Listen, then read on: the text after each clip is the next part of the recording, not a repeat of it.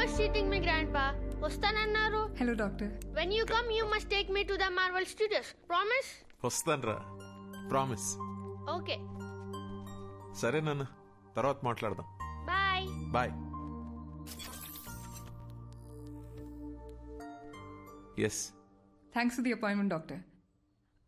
మేము ఉస్మానియా యూనివర్సిటీలో parapsychology course చేస్తున్నాము, third year students. I know professor Sitaram చెప్పాడమ్మా. Tell me, what can I do for you? Doctor, మేము logical mind and supernatural forces topic మీద research చేస్తున్నాము. ఎన్నో cases analyse చేశాం. కొన్ని కేసెస్ అయితే అన్బిలీవబుల్గా ఉన్నాయి. For example, wait,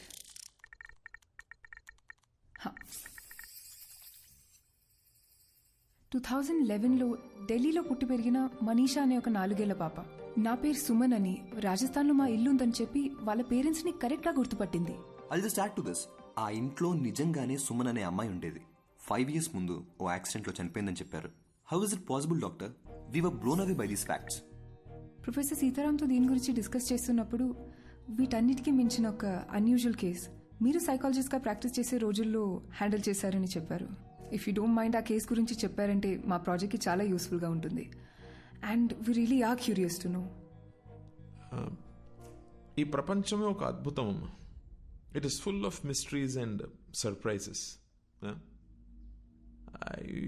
I feel anything is possible in this world of ours.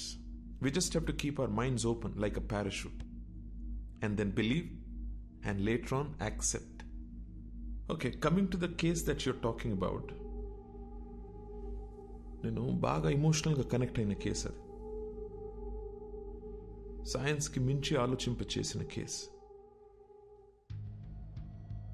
I think it was in the year 2013.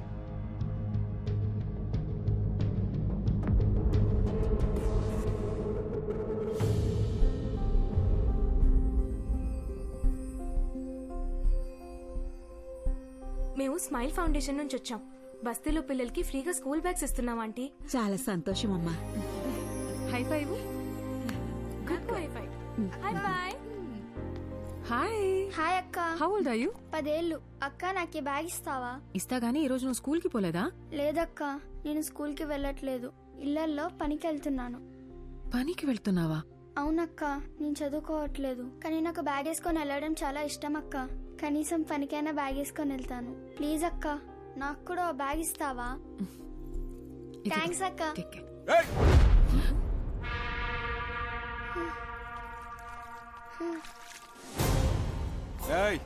ఏందే పనిలోకి పోకుండా ఈడ మీటింగ్ పెట్టినావు?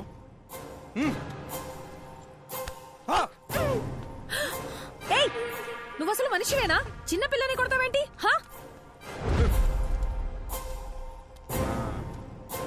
ఏందే సోషల్ సర్వీసా? 12 years లోపున్న పిల్లలు పనికి వెళ్ళకూడదు, గవర్నమెంట్ రూల్. నువ్వు చేసేది చాలా పెద్ద క్రైమ్. నీ మీద పోలీస్ కంప్లైంట్ ఇస్తాను. పోలీస్? చేసుకుంటావు అసలు ఎవరు నువ్వు? మీకు ఇంకా వేరే పని పాట ఏం లేదా అని మీకు? మా బస్తీలో పిల్లల్ని ఎట్లా చూసుకోవాలో మాకు బాగా తెలుసు. ఎవరిని అడిగి వచ్చిందే? ఈ నలుగురిని సాయంత్రం దాకా ఇన్ని ఎండలో కూర్చోబెట్టుండ్రా. కూర్చోవే. సాయంత్రం దాకా ఎండలో కూర్చుంటే కొవ్వు కరుగుతుంది.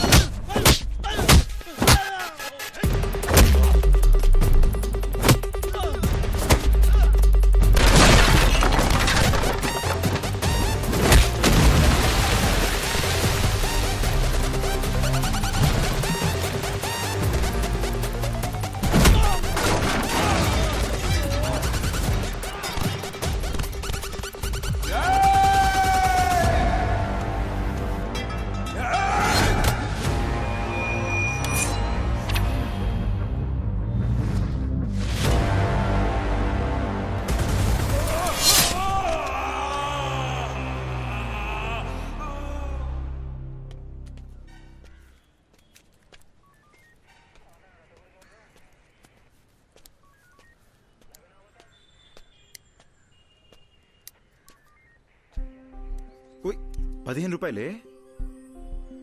అసలు నేను ఎవడు రమ్మన్నారా? నన్న రౌడీవా? ఓ గొడవ పడకుండా ఉండలేవా? అర్థమైంది. ఓకే ఇదెక్కడ న్యాయమే? నీకు ప్రాబ్లం అనేగానే వచ్చాను. నేను అడిగానా? నేను చూసుకోగలను. ఇంకాసేపు ఆగి ఉంటే మేమే ప్రాబ్లం సాల్వ్ చేసుకుని వచ్చేసేవాళ్ళం. ఇప్పుడు చూడు, పోలీస్ స్టేషన్ వరకు రావాల్సి వచ్చింది. నీకేమన్నా పిచ్చా? నడిరోడ్లో ఎవడో తన ఉద్దేశం ఏంటంటే కొత్తగా పెళ్ళయింది, మొన్న మధ్య ఇల్లు మారారు, ఈ టైంలో ఈ గొడవలవి ఎందుకు అని. నువ్వు ముయ్. ఫోన్ చేసి నేను మర్చిపోక. బటర్ఫ్లై, ఇది నీతో కష్టం రా. సారీ. ఓకే చూడు butterfly, you're the best thing to happen to me. నీకెప్పుడు ఏ కష్టం వచ్చినా నేను ఇలాగే రియాక్ట్ అవుతాను. Because I love you. నీ మీద ఒకడు చెయ్యేసాడని తెలిసి వాడిని చంపకుండా కొట్టొదిలేసానని హ్యాపీ ఫీల్ అవ్వాలి. ఓకేనా? రే బావా, నాకు చాలా పనులు ఉన్నాయి. నైట్ లేట్ అవుద్ది, నువ్వు ఇంట్లో దింపే. సరే. Take care of.